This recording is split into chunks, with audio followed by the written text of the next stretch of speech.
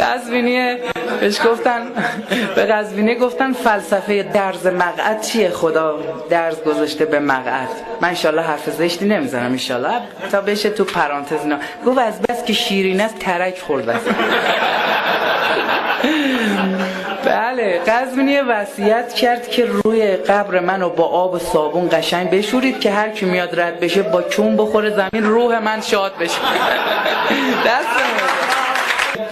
افغانی رفت دکتر، گفت وای دکتر خب بیچاره زحمت کشم، مثلا اگه افغانی تو مجلس هست ناراحت نشه، لهجهشون قشنگه که من میخوام تقلید کنم، خدا نکرده مسخره نیست.